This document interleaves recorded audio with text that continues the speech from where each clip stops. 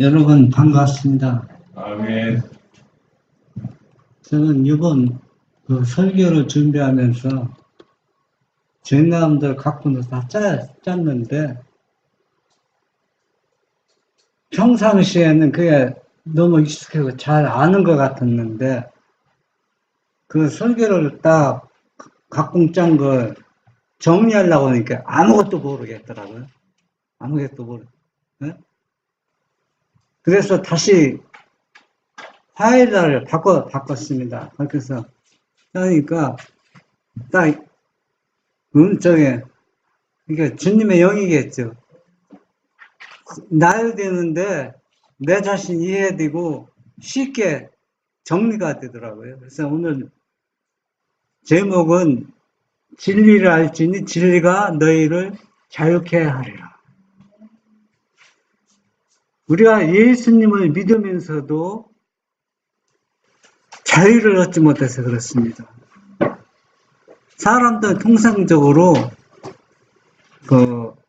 어린이와 같이 그러한 단순하고 솔직한 그런 삶을 살아야 했는데 위장된 게 너무 많고 가려운 게 너무 많아요. 그렇기 때문에 일적으로 볼 때 다른 사람이 볼 때는 행복하게 살고 평화롭게 사는 것 같지만 내적으로는 그렇지 않다는 것. 본인 자신도 자신에게 속아가고 있다는 것을 우리가 알 수가 있습니다.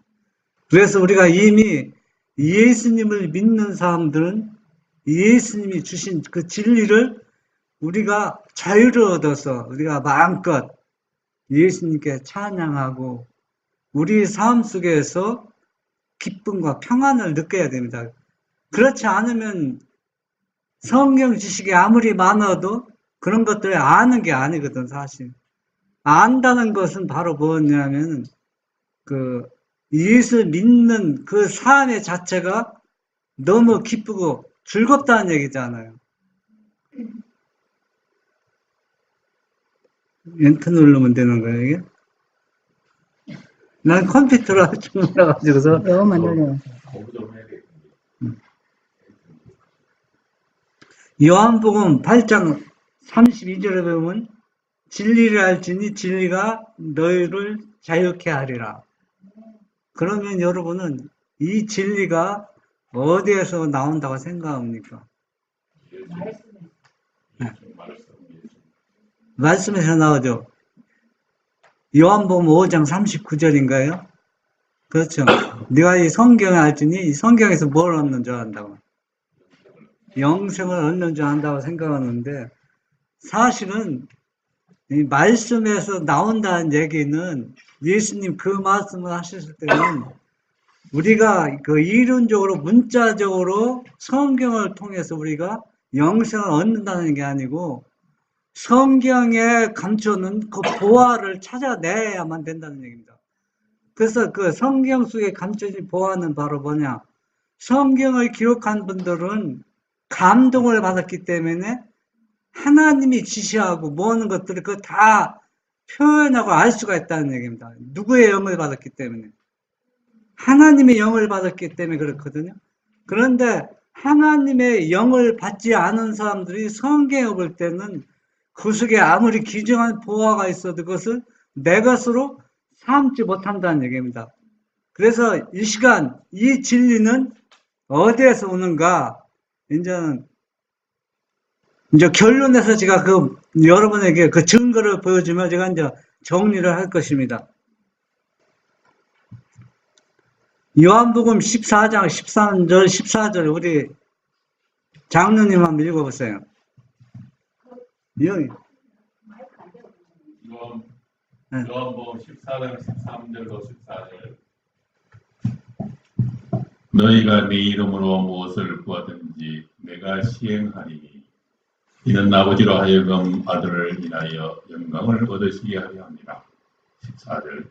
내 이름으로 무엇이든지 내게 구하면 내가 시행하리라. 15절. 너희가 나를 사랑하면 나의 계명을 지키리라. 그냥 해.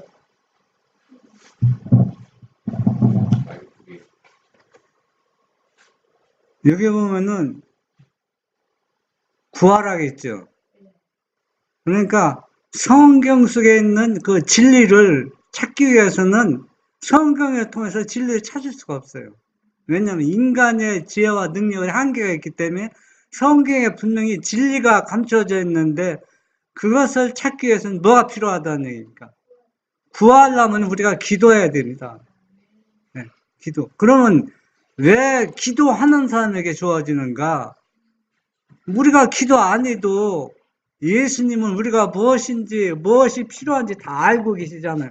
그러면 채워주실 것인데 우리가 꼭 기도해야 하는가? 사람은 우리가 믿음 있고 없고 떠나서 기도할 때는 그래요. 내가 진심으로 거짓을 않고 솔직하게 내 마음을 예수님께 드리기를 원합니다. 기도할 때는. 다른 때는 보다도 기도할 때. 그래서 기도할 때 마음을 정돈해서 네가 온전하게 하나님을 찾도록 유도하기 위해서 기도하라는 얘기입니다. 왜?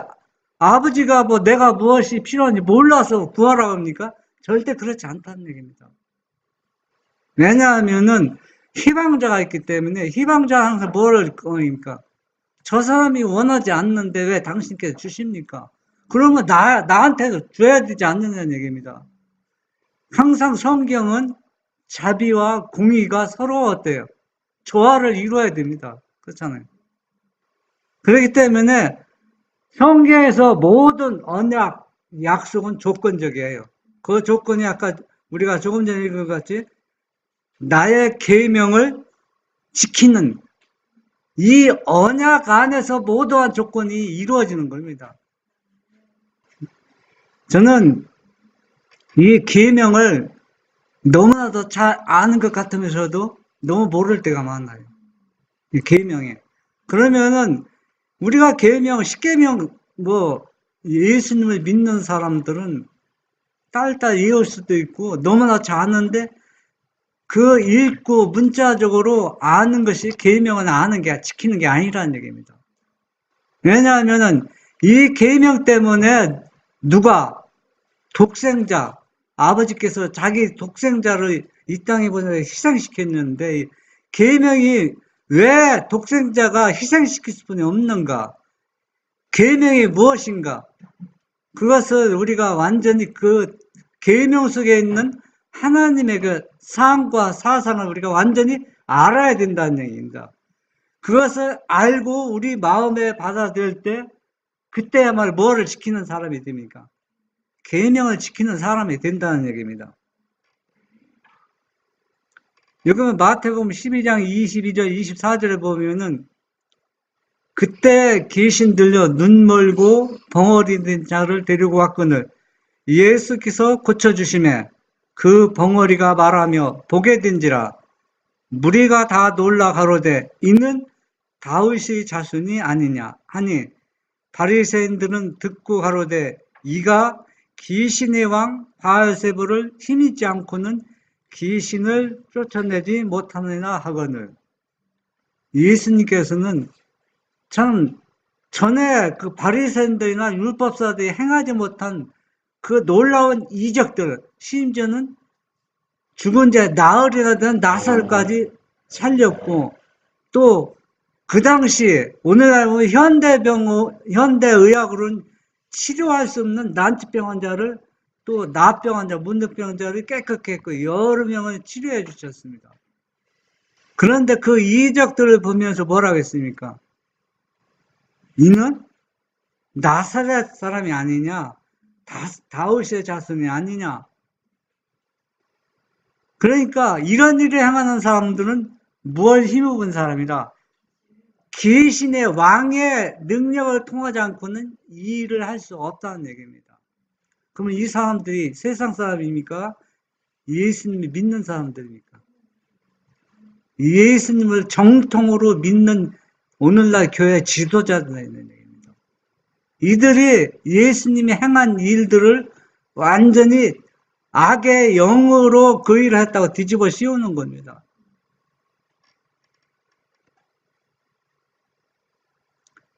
마태복음 12장 31절 32절에 보면 그러므로 내가 너희에게 이르노니 사람의 모든 죄와 희방은 사하심을 얻되 성령을 희망하는 것은 사하심을 얻지 못하겠고, 또 누구든지 말로 인자를 거역하면 사하심을 얻되 누구든지 말로 성령을 거역하면 이 세상과 오는 세상에도 사하심을 얻지 못하리라. 이 말은 완전히 뭡니까? 구원을 받지 못한다는 얘기입니다. 아무리 하나님 열심히 믿고 큰 일을 했어도 예수님이 이 말씀하신 것은 조금 전에 읽은 말씀과 같이 예수님이 그들을 하나님의 능력과 그들을 죄에서 구원하기 위해서 큰 이적들을 행했는데 지금 뭐라고 했습니까? 조금 전에 바알세불이라고 했잖아요. 다른 악한 영을 씌워서 그 일을 했다고 했습니다. 그것은 그렇게 말하는 사람들은 뭐냐? 주 예수님께 성령을 거역하는 죄라는 얘기입니다. 그러면 성령을 거역하면은 용서함이 없다는 얘기입니다. 인자를 배반하고 나를 거역하면은 그리스도를 거역하면 용서를 받지만 성령을 거역하면 용서함을 받을 수가 없다는 얘기입니다. 여기 보면은 이 시대의 사람들은 회개와 자복의 조건들을 절대로 이룰 수 없는 곳에다 자신들의 위치를 설정한다. 얼마나 사람이 강팍해졌습니까? 아무리 하나님께서 사랑을 베풀어도 그 사랑과 자기의 죄를 절대로 어때요? 회개할 수 없는 위치에다 자기 자신을 놓은 겁니다. 그러므로 그들은 회개도 용서도 찾아볼 수가 없다. 성령을 모독하는 죄는 갑작스러운 어떤 말이나 행동에 있는 것이 아니고 그것은 진리와 명백한 증거를 단호하게 또 결정적으로 거역하는 것이다. 이것을 계속 회개할 수 있는 그 하나님의 영이, 성령이 역사하지만 그것을 계속 거절하는 겁니다. 그러니까 이런 사람들 화이프에는 화인 맞은 자라고 했습니다. 화인 맞은 자는 하나님도 그 사람을 회개시킬 수가 없다고 했습니다. 회개 못 시킨다. 왜냐하면 자기가 어디 위치에 놓은 겁니다. 회개할 수 없는 위치에다 자기 자신을 놓았기 때문에 어떤 능력이라도 그 일은 하나님도 할 수 없다는 얘기입니다.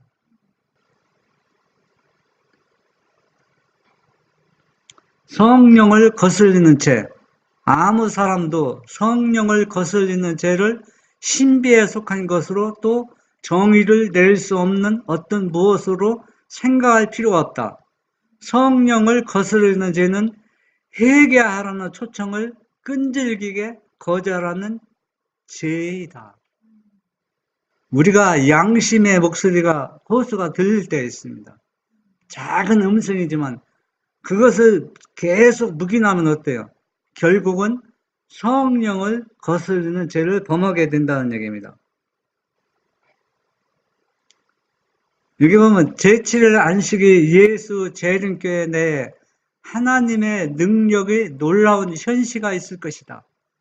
그러나 그것은 주님 앞에 자신들을 낮추지 않는 자들과 고백하고 회개함으로 마음의 문을 열지 않는 자들을 감동시키지 못할 것이다.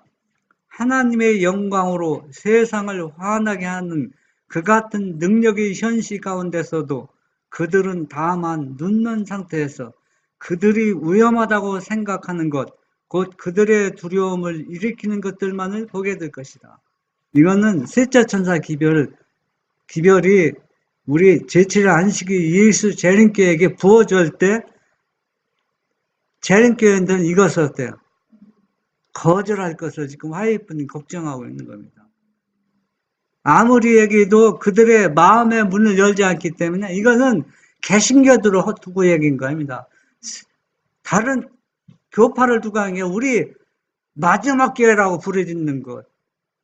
찬빛을 가지고 파석한 역할. 지금 이 기별을 앞장서 선포할 백성들이 이 기별이 현시가 주어졌는데도 이것을 거절하는 겁니다.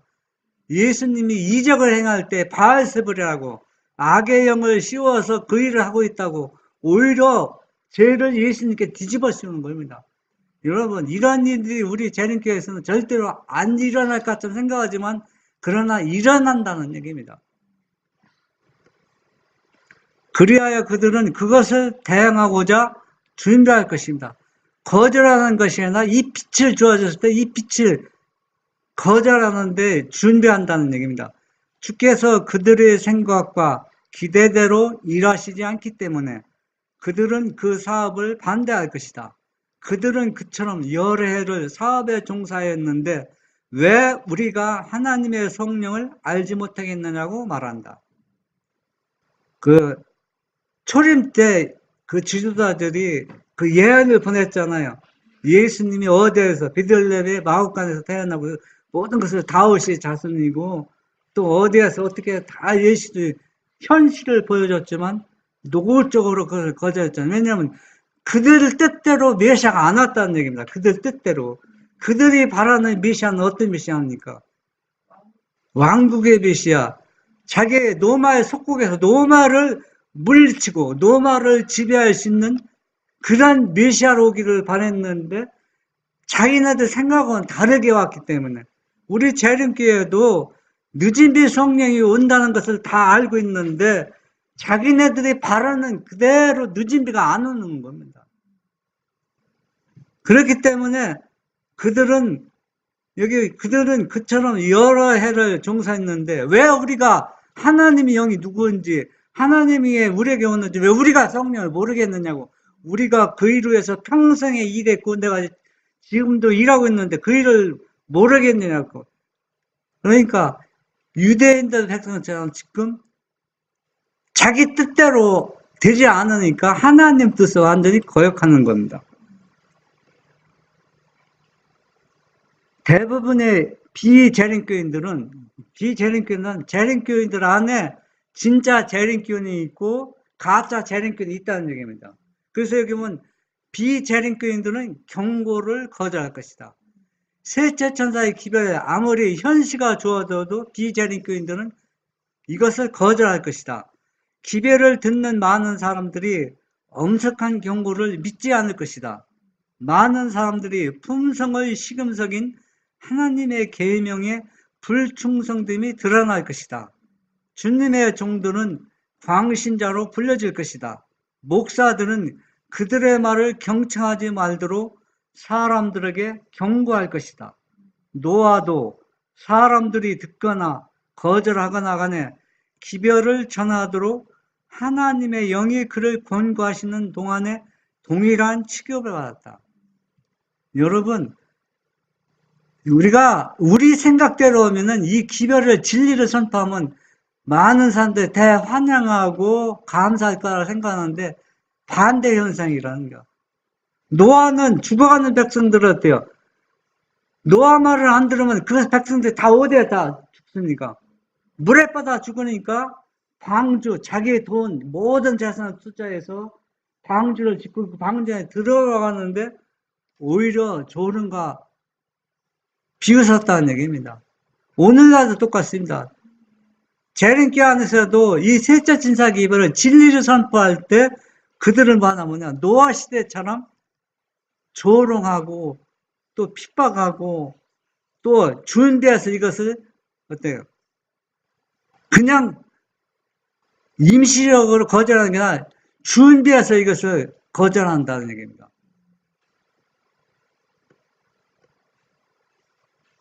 여기 보면 셋째 천사의 기별은 이해되지도 못할 것이다. 곧 그 영광으로 세상을 환하게 하는 빛은 그 진전진 영광 가운데 행하기를 거절하는 자들에 의하여 거짓빛으로 불려질 것이다. 셋째 천사의 기별이 물론 전 세계적이지만 우리 재림교회에 기별이 들어갑니다.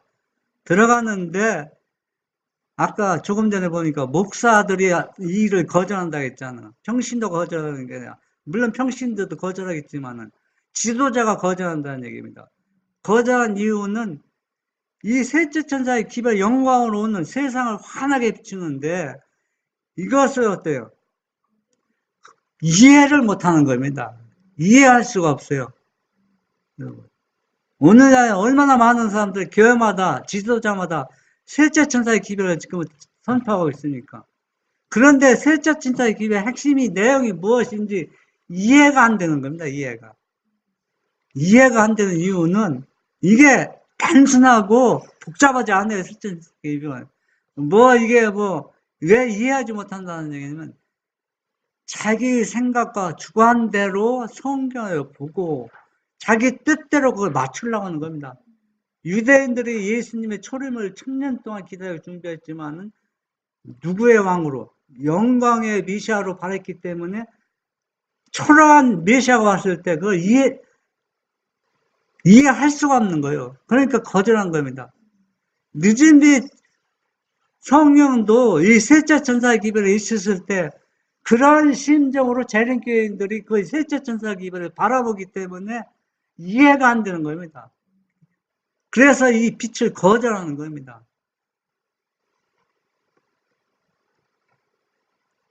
하루에 진리를 시심하는 수천 명의 사람들이 있게 될 것이다. 그들은 제11시에 진리와 하나님의 영의 감동하심을 보고 인정하게 될 것입니다. 나중에 셋째 천사 기별 전하면은 하루에 수천 명이 온다고 했습니다. 회개하고 주님께 온다고 하는데 여기에 눈여겨볼 것이 있습니다. 수천 명의 사람들이 있게 될 것인데 그 수천 명 중에서 제11시라고 있습니다. 11시. 그러면 마태복음 20장 1절 16절의 말씀을 읽어보겠습니다. 천국은 마치 품꾼을 얻어 포도원에 들여보내려고 이른 아침에 나간 집주인과 같으니 저가 하루 한 대량원씩 품꾼들과 약속하여 포도원에 들여보내고 또 제3시에 나가보니 장터에 섰는 사람들이 또 있는지나 저희에게 이르되 너희도 포도원에 들어가라.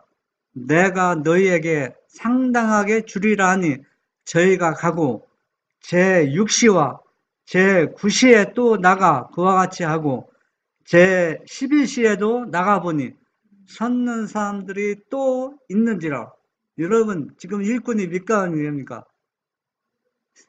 3시는 오늘날 몇입니까? 그러니까 6을 더 플러스 하면 됩니다. 그러면 9시죠. 그러면 제6시는 12시 정오죠. 그러면 제11시는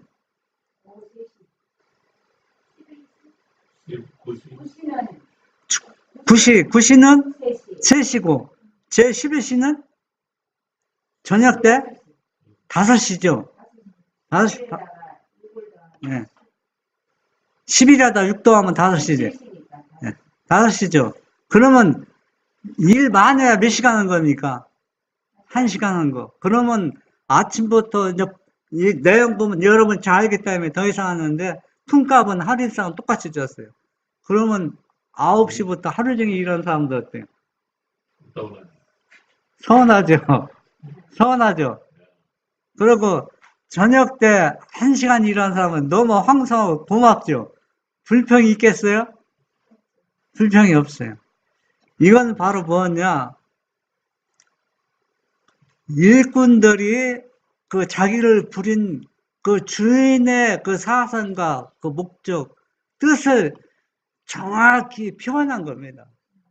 그러니까 오후 1시간 동안 일하는 사람들, 6시 일꾼들은 뭐냐? 11시 일꾼들은 주인의 뜻에 부응하게 최선을 그 짧은 시간 열심히 일하고 고맙고 감사하게 생각하겠습니다. 그런데 9시부터 일하는 사람은 1시간 일했는데 하루 품값 줬는데 오늘 따지면 남자 품값 10만 원이라서 계산해 봅시다. 1시간 일하고 10만 원 줬으면 9시부터 일한 사람은 꼭 오늘 우리나라 시간으로 8시간 일했으면 최소한 얼마 받을 것 같아요? 네? 엄청난 돈을 받을 것 같죠? 그러니까 기분이 좋아요, 안 좋아요? 야, 1시간 일하는 사람이, 주인 참 마음도 좋다. 아량도 넓다. 1시간 일하는데 10만원 주니까, 야, 나는 기대가 큽니다. 그런데 제가 강원도에서 6년 동안 있으면서 이제 아침이면은 겨울 6시면은 깜깜해요. 깜깜하죠. 깜깜한데 차를 타고 이제 떡 주무는 거예요. 이제 떡 찾으러 가면은 여기 모닥불 피워놓고서 이제 거기서 상상거리겠어요. 그러면 이제 일꾼들 필요한 사람 와서 그 일꾼들 들어가요. 들어간다, 일을 시키려고. 그러면은, 들어간 사람은 싱글벙거려. 아, 오늘 공치지 않으니까 돈을 벌었잖아요. 그런데 1시간 동안 7시간 있고 8시간 있어도 불을 피고 있어도 데려가지 않는 사람은 어때요? 마음이 어때요? 하루 종일 우울하고 안 좋죠. 왜냐하면 우리 집은 하루 품 팔아서 먹고 사는 집인데 오늘 하루 품 못 팔았으면 우리 가족들이 어때? 먹을 것이 없잖아요. 그러니까 하루 종일 뭐하고 사는 거예요? 걱정 가운데 사는 겁니다. 그런데 9시부터 일찍 나간 일꾼은 어때요? 기쁘게 일을 할 수가 있어요. 왜? 아, 내가 오늘 일당 벌으면 우리 집 식구 굶어 죽지 않는구나.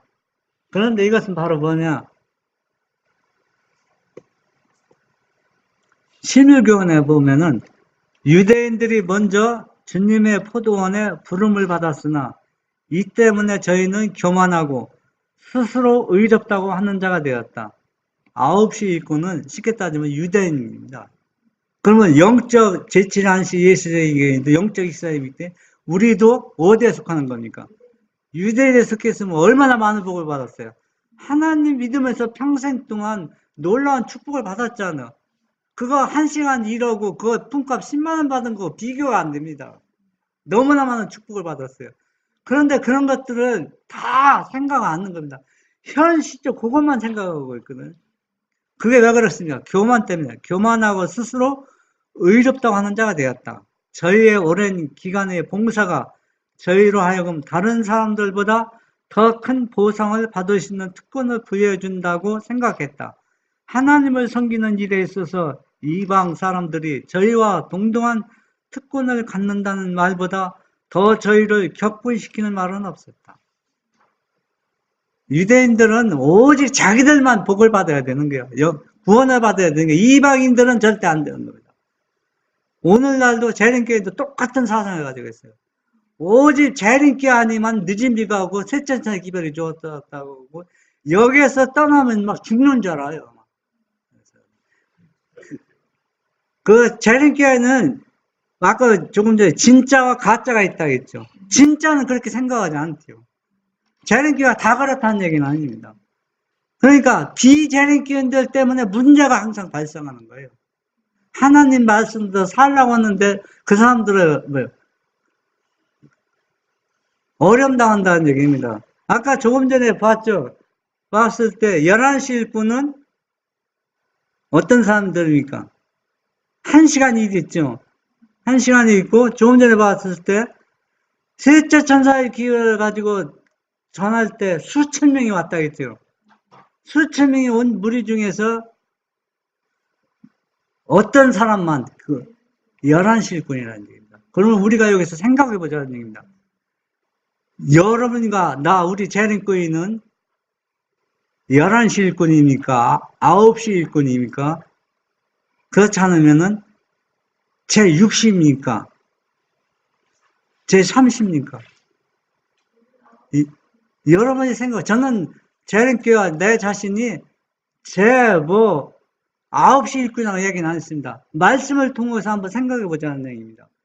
그러면은 늦은 비 성령을 주었을 때 11시 일꾼인데 11시 일꾼이 주님께 나왔습니다. 그럼 9시 일꾼이나 정오나 3시 일꾼은 빛을 거절했어요.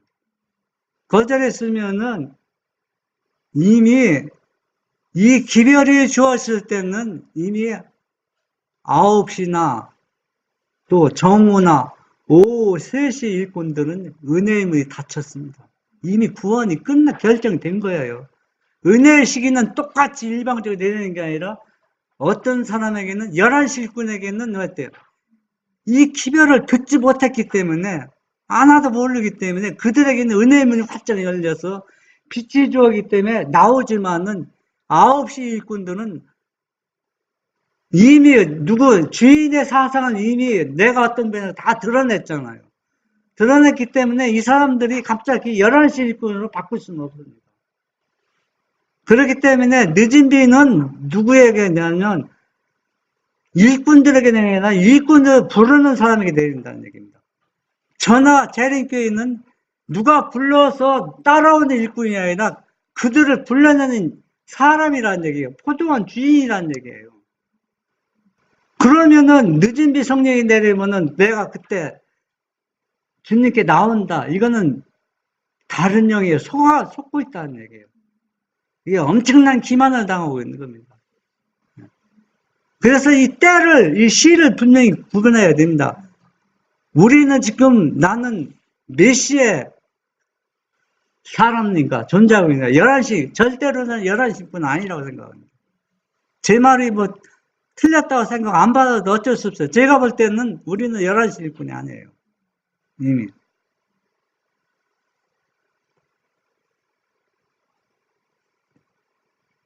그리스도께서는 먼저 당신을 따르도록 부르심을 받은 제자들 사이에 이러한 폐단이 생기지 않도록 경고하셨다.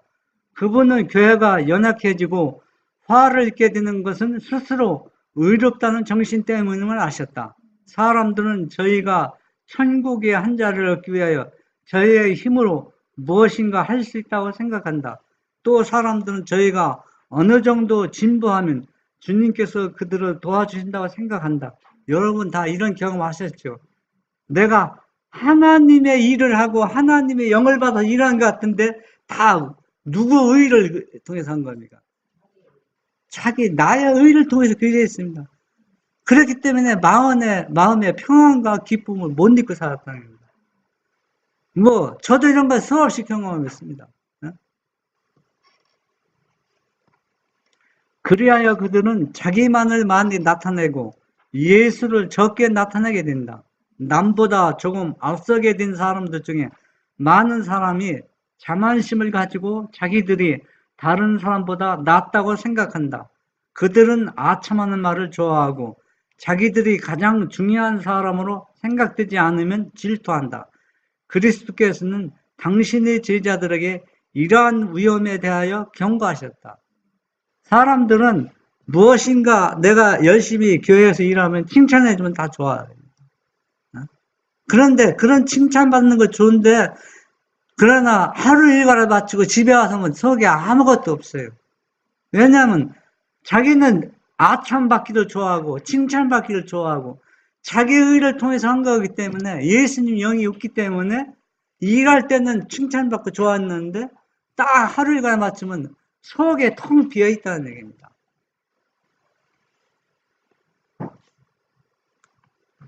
가로되 너희는 어찌하여 종이토록 놀고 여기 섰느뇨. 가로되 우리를 품꾼으로 쓰는 이가 없음이로다.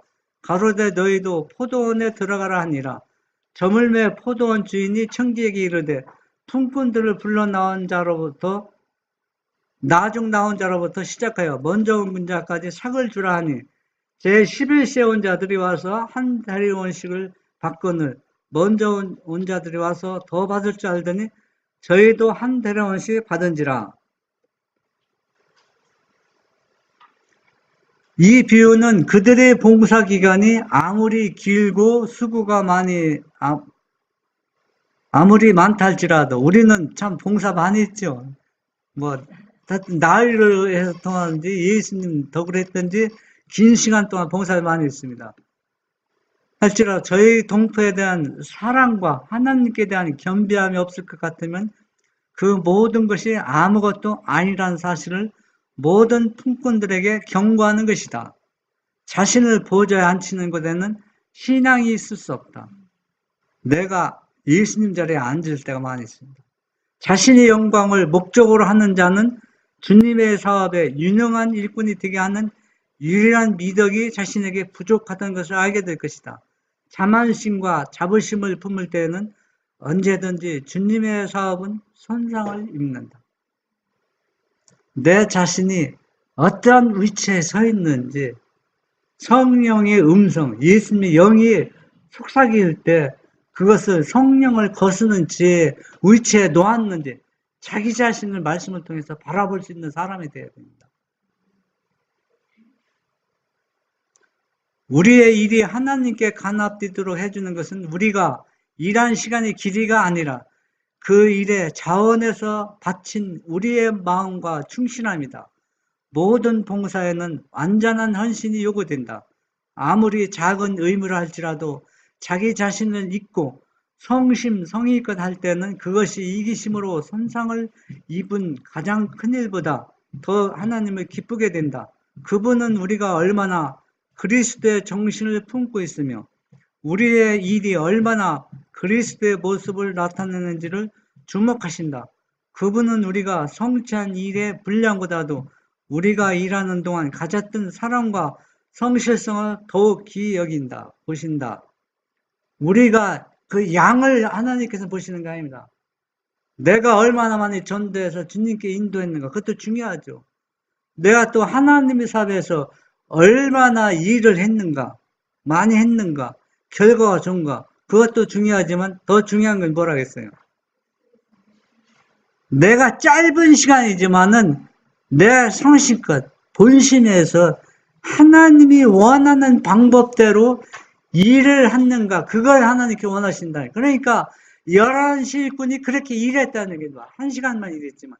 그러니까 셋째 천사의 기별 하늘에 그 현시가 주었을 때 그들은 다 주님께 돌아올 수 있었다. 이기심이 죽을 때, 으뜸이 들여는 분쟁심이 사라질 때, 감사의 정신이 마음에 가득 차고 사랑이 생애를 향기롭게 할 때 그리스도께서는 우리 안에 거하시게 되고 우리는 하나님과 함께 일하는 자로 인정을 받게 된다. 저는 교회에서 이제 나온 데가 저는 교회에서 나왔다고 생각하지 않거든요. 왜냐하면 유대인들이 유대인이 떠난다고 해서 유대인이 안 되는 거 아니잖아. 미국에 가도 그 사람들 유대인이요. 또 러시아에 가도 그 사람들 유대인들. 어디에 가도 유대인이요. 아브라함 자손의 양입니다. 그런데 재림교인들은 내가 교회 안 나간다고 재림교인 아니라고 생각하고 하는데 저는 엄연한 제칠 안식이 재림교인입니다. 그래서 그럴 때 제가 걱정한 게 남자들은 여자하고 생각이 좀 다르거든요. 여자들은 생각이 단순하면서도 감정이 풍부하죠. 남자는 단순한 것 같아서 어떤 큰 문제에서는 복잡하거든요. 예를 들어서 우리 집에 나도 몸이 이제 건강이 뭐 그렇게 나쁘진 않지만 좋지 않기 때문에 언제 내가 어떤 일 당할지 모르거든. 그러면 내가 죽으면은 우리 석성교인들을 우리 집에 와서 예배 드려줄까? 걱정이 되거든요. 남자는 여자는 그런 걱정 않잖아요. 그런데 어느 날 하나님이 딱 머리에 탁 치면서 야, 네가 죽으면은 내 천사들만 보내서 사람을 가정에서 보내주겠다. 내가 너를 고와 같이 버려주지 않는다 절대. 영원히 함께 한다는데 천사들을 보내주면은 사람을 가정하면 사람들 몰라요. 다 마지막 시대에 셋째 천사 기별도 천사가 사람을 가정해서 예전 것을 들 보낼 겁니다. 그래서 이 모든 것이 세계 만방에 비칠 것입니다. 그래서 우리는 쓸데없는 걱정을 하고 있어요. 쓸데없는 거. 걱정하는 것은, 그러면서 우리가 마음에 이기심이 죽을 때, 으뜸이 드는 거, 뭘 자꾸 나타내려고 하는 것, 그런 것은 어때요? 이런 것을 사라질 때, 11시 일꾼처럼 1시간 일하는 것처럼 무조건 감사하는 마음이 일어나는 겁니다. 그래서 그런 사람에게 그리스도의 영이 역사하는 겁니다. 그래서 함께 하나님과 일할 수 있다는 얘기입니다. 그러니까 이들은 11시 일꾼들은 짧은 시간에 얼마나 감사하면 일하겠어요. 이제 2300조의 끝. 여러분, 제가 여러 번 보았습니다. 여러 번 보고 또 이 말씀을 준비할 때도 여러 번 보았는데 제가 전에 느끼지 못한 것을 여기서 나타났습니다. 제가 처음에 제목이 뭐라고 했습니까? 요한복음 8장 32절이면 진리가 너희를 자유케 하리라 했습니다. 진리를 알지니라 했잖아요. 이 진리가 어디에서 나오면 여기 안에 있습니다. 진리가. 그리고 여러분이 기도할 때 영이 여기 안에는 하나님의 영도 역사하고 능력도 있고 사단의 영도 이 안에 다 있습니다. 그리고 또 기도하는 사람에게 사단이 영을 부어주는 사람이 있고 진실하게 기도하는 사람에게 하나님의 영을 부어주는 사람이 있습니다. 여러분이 가졌던 모든 성경 지식을 다 내려놓으세요. 내려놓고 이 말씀을 보시기 바랍니다. 나는 한 보좌를 보았는데 그 위에는 아버지와 아들이 계셨다. 이건 지성수를 얘기하는 겁니다. 나는 예수님의 용모를 바라보고 그분의 자애로운 모습에 감탄했다. 아버지의 형상은 빌 수 없었는데 누가 아버지 형상 못 봤어요? 하위꾼이 못 봤죠. 그것은 영광으로 번쩍이는 구름이 그분을 덮고 있었기 때문이었다. 나는 예수님께 아버지께서도 그분과 같은 모습인지를 물었다. 그분은 아버지께서도 당신과 같은 형상을 하고 계시다고 하셨다. 그러나 내가 볼 수 없는 것은 만일 네가 그분의 영광을 한번 바라본다면 너는 살아남지 못할 것이 되기 때문이다. 고 말씀하셨다. 보좌 앞에서 나는 재림 신도들과 교회와 세상을 보았다. 나는 보좌 앞에 있는 두 무리를 보았는데 한 무리는 아주 진지하게 머리를 숙이고 있는데 뒤에 다른 무리는 무관심하고 부주의한 자세로 서 있었다. 오늘날 교회 안의 모습에서 항상 두 무리가 있습니다. 진짜 하나님이 믿는 무리와 믿으면서도 진실하지 못한 비그리스도인들이 있다는 얘기입니다. 보좌 앞에서 머리를 숙이고 있는 무리들은 예수님을 바라보며 기도하고 있었고 예수께서는 당신이 아버지께 탄원하시는 것처럼 보였다. 한 줄기의 빛이 아버지께로부터 나와 아들에게 이르렀고 아들에게서 다시 기도하는 무리에게 했다. 그러니까 기도하면은 다 누구한테 올라가는 거예요? 아버지한테 올라갑니다. 그러면 아버지가 누구한테 보내는 겁니까? 아들에게 보내고 아들은 또 이것을 누구한테 해요? 기도하는 무리에게 보냅니다. 그러니까 모든 진리는 이 지성소 안에서 내려오는 겁니다. 다른 데서 내려오는 게 아니야. 이 지성소 안에는 누구만 있어요? 아버지와 아들 두 존재뿐이 없어요. 이게 화이트도 그 안에 내면에 들어가 있는 게 아니잖아요. 계시를 통해서 보는 겁니다. 그 안에 장면을 보는. 그 안에는 여기에는 이게 이제 조선시파는 광경이거든. 사실 다 나오면. 그런데 온 우주에 타락하는 우주민들이 지금 어디를 보고 있어요? 지성수를 보고 있어요. 그래서 모든 진리는 이 지성수 안에서 나오고 모든 영혼이 이 지성수 안에서 나온다는 얘기입니다. 네? 그때 나는 몹시 밝은 빛이 아버지께로부터 나와 아들에게 이르고 아들에게서 다시 나와 보좌 앞에 있는 다른 무리들에 머뭇거리는 것을 보았다. 그러나 대세수의 사람이 이 큰 빛을 받지 못했다. 많은 사람들이 그 빛을 피해 나가서 즉시 그 빛을 거절하였다. 어떤 사람들은 대수롭지 않게 여기고 그 빛을 받지 않았다. 여러분, 이게 무슨 의미로 화이트부인이 기록하는지 여러분 다 아실 것입니다. 그러자 그 빛은 그들을 떠나가 말았다. 몇몇 사람은 빛을 받고 기도 드리고 있는 적은 무리에게로 가서 함께 머리를 숙였다. 기도하는 무리는 모두 그 빛을 받아들이고 그것으로 인해 기뻐하였다. 그들의 영문은 그 빛의 영광으로 빛나고 있었다. 소세 적은 무리만 이 빛을 받아들이고 또 작은 무리가 또 이 적은 무리에게 가담하는 게 이 빛을 받고 가담한 거입니다. 이 빛이 한꺼번에 다 주어지지 않았죠. 늦게 받은 사람, 먼저 받은 사람 있잖아요. 먼저 받은 사람, 작은 무리는 감사하며 지금 기도하고 있는데 또 한 무리, 작은 무리가 또 이 빛을 받고 또 합세하는 겁니다. 그런데 이 빛이 주어졌지만 대부분 사람들이 거절했다 했잖아요. 나는 아버지께서 보호자로부터 일어나 불병거를 타시고 휘장 안에 있는 지성수로 들어가 좌장하시는 것을 보았다. 그러자 예수께서도 보호자로부터 일어나셨고 그의 앞에서 머리를 숙이고 있던 무리들도 그분과 함께 모두 일어났다. 나는 예수께서 일어나신 이후에 단 한 줄기 빛도 그분으로부터 부지하는 무리들에게 가는 것을 보지 못했다. 그들은 칠흑 같은 어둠 속에 버려졌다. 예수님과 함께 일어선 무리는 그분이 보좌를 떠나 그들을 좁은 길로 인도하실 때 그들의 눈을 그분께 고정시키고 있었다. 이 빛을 받은 작은 무리는 지금 좁은 길을 가고 있어요. 좁은 길을 가고 예수님만 바로 따라가고 있습니다. 좁은 길을 가고 있다는 얘기는 말할 수 있는 핍박과 조롱과 환란을 의미하고 있습니다. 네?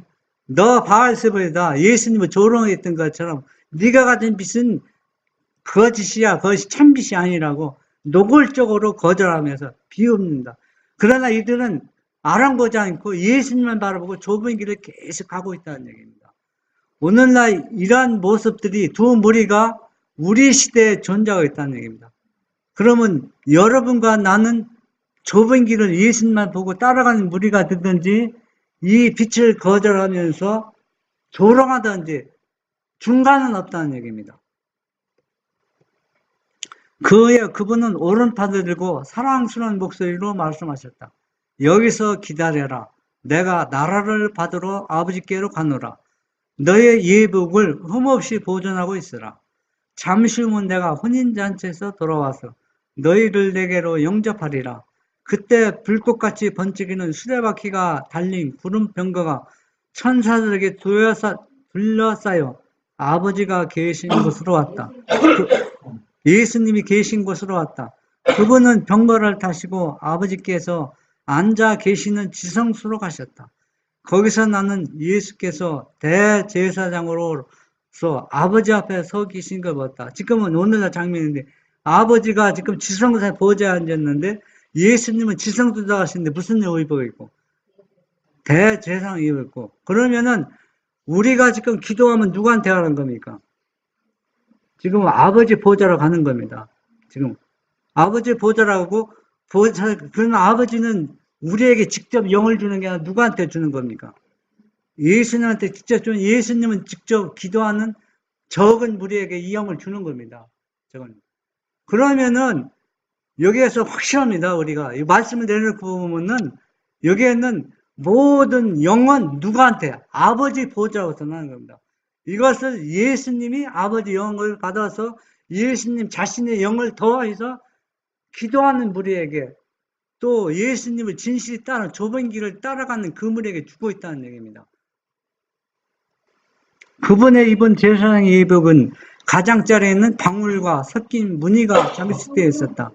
예수님과 함께 일어선 자들은 지성소에 계신 그분에게 자기들의 믿음을 상달시키면서 우리의 아버지여 우리에게 당신의 영을 부어주옵소서 라고 기도했다. 지금 누가 기도하고 있습니까? 예, 우리에게 당신의 아버지의 영을 부어주셔서 기도하고 있는 겁니다. 영을 부어주소서 라고 기도했다. 그러자 예수께서는 그들에게 뭘 불어넣었다는 거야? 이 성령은 누구한테 받은 겁니까? 아버지한테 받아 우리에게 불어넣는 겁니다. 그 안에는 빛과 능력과 풍성한 사랑과 기쁨과 평안이 있었다. 여기에 유심히 보시면 됩니다. 아버지한테 받은 그 성령은 뭐가 있다고 했어요? 빛과 능력과 풍성한 사랑과 기쁨과 평안이 있었다고 했습니다. 나는 보좌 앞에서 아직도 머리를 쓰고 예수님이 떠났어요. 이미 떠났어요. 작은 무리들 데리고 떠났는데 그 앞에 또 머리를 쓰고 기도하는 무리가 있습니다. 나는 보좌 앞에서 아직도 머리를 쓰고 있는 무리들에게 시선을 돌렸다. 그들은 예수께서 그것을 떠난 것도 몰랐다. 사단이 보좌 곁에 나타나 하나님께서 하시는 일을 하려고 했다. 그들은 보좌를 쳐다보며 아버지여 우리에게 당신의 영을 부어주옵소서. 저거 무리처럼 지금 이 무리도 똑같은 일 하고 있는 겁니다. 아버지여 우리에게 당신의 영을 부어주옵소서 라고 기도했다. 사단이 그들에게 거룩하지 못한 영역을 불어넣어 주었는데 그 안에는 빛과 큰 능력이 있었지만 사단이 불어주는 영도 뭐는 있다고 했어요? 빛과 능력이 있습니다. 있었지만 뭐가 없냐면 자비로운 사랑과 기쁨과 평안이 없었다는 차이입니다. 아버지가 불어넣는 영혼은 뭡니까? 능력과 뭐였지만 기쁨과 평안이 있었지만 사단이 불어넣는 능력, 사단의 영을 받은 사람들은 능력과 빛은 있지만 뭐가 없다? 자비로운 사랑과 기쁨과 평안이 없었다는 거예요. 사단의 목적은 그들을 속이고 끼어서 그들로 하나님의 자녀들을 미혹해 하려는 것이었다. 여러분, 지금까지 제가 이제 성경을 통해서, 예언예시를 통해서 말씀을 드렸는데, 여러분의 자신은 성경을 모든 것을 내려놓고 보면은, 내가 현 위치에 어디에 서 있는가? 나는 11시 일꾼처럼 아침에 부름을 받았지만은, 긴 시간 봉사하면서 얼마나 즐겁게 하나님의 은혜로, 주님의 은혜로 여태까지 축복을 받아 살아왔는가. 11시 일꾼보다 더 감사하면서 살아가야 할 우리의 입장이라는 얘기입니다. 우리 사랑하는 여기 계신 모든 분들, 11시 일꾼보다 더 감사하면서 끝까지 예수님 하신 좁은 길을 끝까지 따라가면서 감사와 기쁨이 여러분 생에 넘치길 간절히 바라면서 말씀을 드리겠습니다. 하늘에 계신 우리 아버지, 우리는 일찍 11시 일꾼으로 부름받지 않고 9시 일꾼으로 부름받아서 우리가 수십 년 동안 많은 축복과 복을 누리면서 살 수 있도록 은혜 주신 것을 더 감사하면서 더 충성스러운 진실한 재림 성도가 될 수 있도록 인도하여 주시옵소서. 예수님이 저희들 아무리 좁은 길로 인도할지라도 어린 양이신 예수님을 끝까지, 예수님 재림할 때까지 예수님과 바라보고 따라갈 수 있는 진실한 우리 남은 우리가 되도록 주님 축복하여 주시옵소서. 오늘 오후에도 주의 영이 우리 마음에 임재하였소서. 주님과 교통하는 즐거운 안식일이 되도록 인도하여 주시옵소서. 예수님의 이름으로 감사하며 기도드립니다.